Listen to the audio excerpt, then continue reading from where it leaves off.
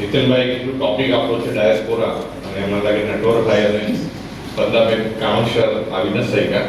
કેમ છે એમને? નહીં? Okay, we pray for her. તો આપણે પ્રાર્થના કરશું સ્પીડી રિકવરી માટે સ્પંદાબેનના. તો આજે આપણી સાથે નંદિતાબેન છે અને મોના નાયક છે સાથે, અને અમારા કહું છું સેજલ કોંડાજી છે. એટલે હું બેન નથી કહેતો, અમારા છે એટલે બેન ન કહેવાય, અમારા બધા નહીં. સો આઈ થિંક સરસ આજે આપણે માણશું.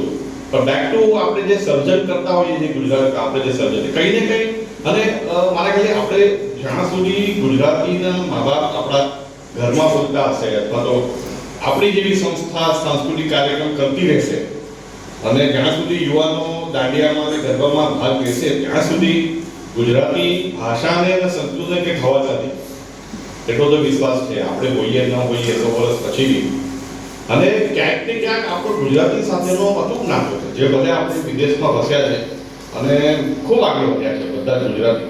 તો મને હજી બી એવું લાગે છે કે જ્યારે બી રહીતાબેન કહેશે કે ભાઈ શું એક્સપિરિયન્સ હોય છે, મને એવું લાગે છે કે મેં બી ઘણી વાર જોઉં છું અને જોયું છે કે જ્યારે કોઈ બી એના પ્રોગ્રામમાં વિદેશમાં જય જય ગરવી ગુજરાત જ્યારે બોલાય છે, ત્યારે ગર્વની સાથે એમની આંખમાં ઝળઝળિયા હોય છે.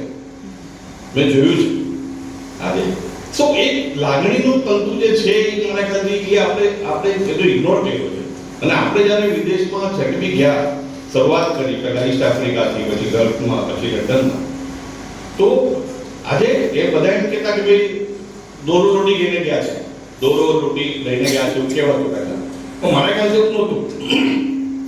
એ સાહસિક વૃત્તિ લઈને ગયેલા હતા, અને એ આપણે ન ભૂલવું જોઈએ. ઐતિહાસિક છે.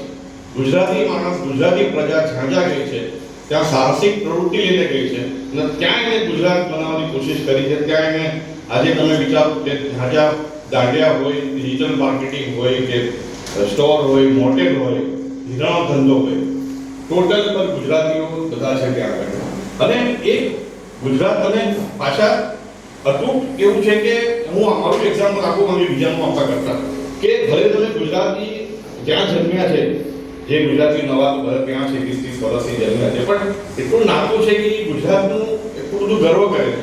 હવે અમે લોકો જ, અમારી બાદની પેઢી છે, અમે મુંબઈકર, તમે આજે આજકાલ બહુ મુંબઈકર ચાલે છે.